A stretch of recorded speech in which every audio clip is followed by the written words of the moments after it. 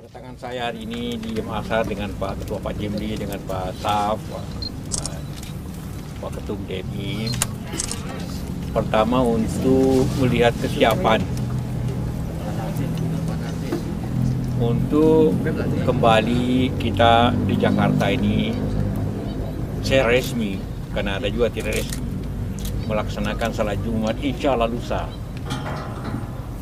Ini setelah saya sebagai Ketua DMI berkonsultasi dengan Pak Presiden dan Pak Gubernur DKI bahwa apabila DKI besok tidak lagi memperpanjang PSBB, maka berarti ada perbaikan yang signifikan di DKI dan juga daerah-daerah lainnya.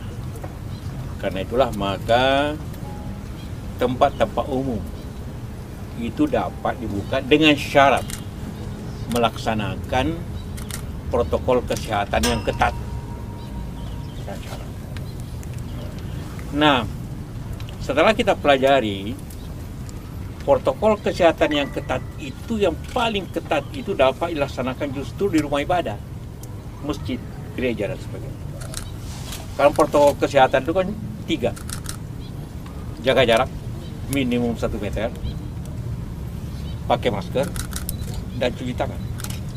Semua itu dilaksanakan di masjid. Kita jaga jarak 1 meter, pakai masker. Jadi kalau ada jamaah tidak pakai masker suruh dulu pakai masker baru boleh masuk. Kemudian cuci tangan. Di setiap pintu ada disinfektan atau sabun, atau di tempat wudhu mesti ada sabun. Nah, karena itulah maka yang paling aman dalam situasi ini justru di rumah ibadah. Berbeda dengan di pasar atau di mall, mungkin Anda tidak bisa jaga jarak dengan betul, ya, tidak bisa cuci tangan setiap saat. Dan kedua, di masjid itu tidak paling lama itu setengah jam orang salat Jumat, apalagi kita minta perpendek. Nah, itulah kenapa Bapak Presiden dan Gubernur dengan DMI sepakat untuk mulai Jumat ini masjid buka. Karena itu dengan syarat juga masjid-masjid membersihkan masjid, disinfektan seperti dilakukan ini.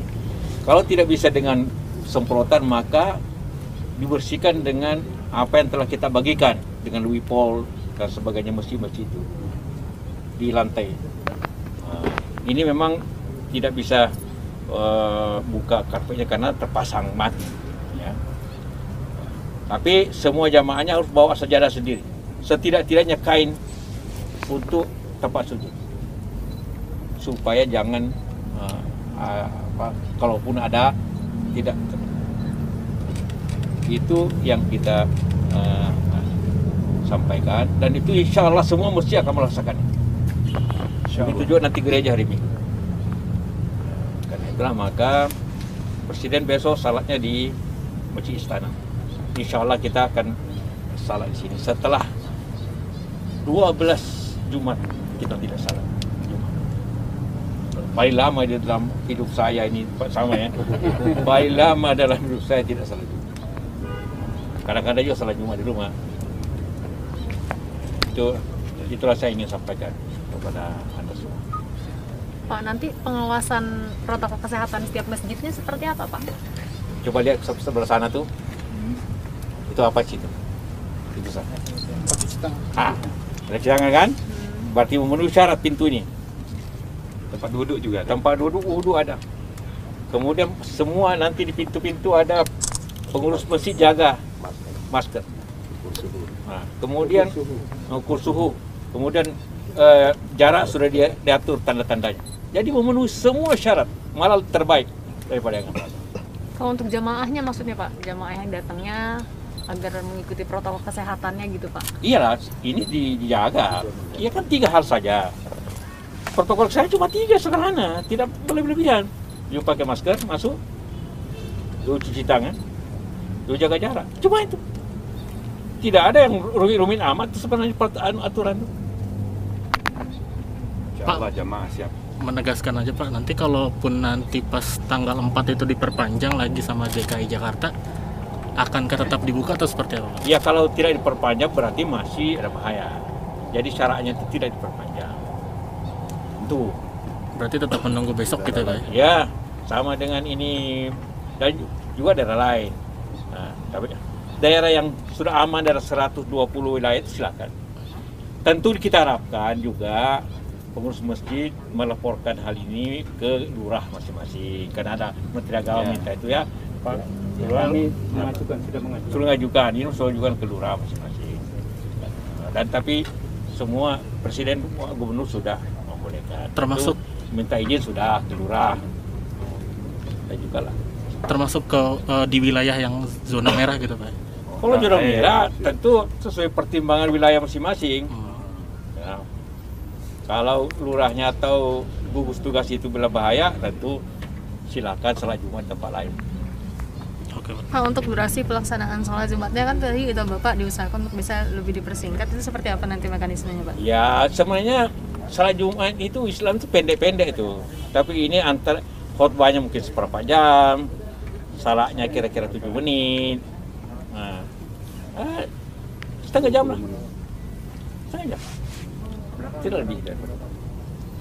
Gitu Pak. Ya, setengah jam ya. Kurang dari setengah jam malah. 25 menit. Cukup. Ya. Jangan antri tempat sandal agar antri dengan betul. Kalau ambil salat. Dijaga Pak ya. Ya. Oke Pak. Kak, kan dimungkinkan sholat Jumat itu 2 gelombang Pak ya. Ya. Nanti di Al-Azhar sendiri 1 gelombang atau 2? Dan bagaimana DMI memandang sholat 2 gelombang itu Pak? 2 gelombang itu sudah difatwakan oleh MUI DKI boleh. Perlu saya jelaskan supaya jangan dikira bertentangan dengan MUI pusat. MUI pusat tahun 20 tahun lalu ada fatwa, tapi fatwa itu untuk kepentingan industri. Ada pertanyaan bagaimana pabrik yang kerja 24 jam mestinya jalan terus. Jadi operatornya tidak bisa sholat Jumat karena menjaga pabrik. Nah, dikatakan tidak boleh, saya dohor saja. Itu pabrik, tapi ini karena keadaan darurat di mana karena kita jaga jarak sehingga kapasitas masjid itu daya tampungnya hanya 40% dari biasa. Jadi 60% juga harus difasilitasi. Nanti berdosa kita pengurus masjid kalau tidak memfasilitasi orang mau sholat Jumat yang tidak bisa. Berdosa kita Pak ya. Iya. Nah, jadi kita harus memilih itu 2 kali dan di luar negeri boleh. Tidak ada pertentangannya dengan Majelis Ulama karena berbeda masalah. Ya. Bukan industri, kalau industri memang satu kali aja karena bukan soal kapasitas. Jadi bukan masalah masjid, masalahnya orang itu. Ini kita bukan masalahnya orang, bukan masalah jamaah, tapi masalahnya tidak cukup ruang di masjid. Itu bedanya. Nah, Pak, tegas lagi berarti tidak hanya protokol kesehatan tapi juga syarat untuk ke lurah juga ya Pak ya, untuk bisa masjid dibuka ya Pak ya? Ya mesti diberitahu kalau lurah bahwa dibuka. Tapi prinsipnya ini kan daerah gubernurnya sudah buka. Pertama, kenapa masjid harus dulu buka sebelumnya lain? Suatu negara harus ada rohnya. Roh keagamaan kita mesti berdoa. Nanti setelah ini baru kantor dan mall bisa buka. Setelah masjid buka, gereja buka, silakan yang lain buka. Ya, aduh, ada rohnya bangsa ini. Buat apa kita peringati 1 Juli Pancasila kalau kita tidak melaksanakan yang tertinggi ketuhanan yang Maha Esa. Pertama, kenapa masjid harus dulu buka sebelumnya lain? Suatu negara harus ada rohnya. Roh keagamaan kita mesti berdoa. Nanti setelah ini baru kantor dan mall bisa buka. Setelah masjid buka, gereja buka, silakan yang lain buka. Ya, aduh, ada rohnya bangsa ini.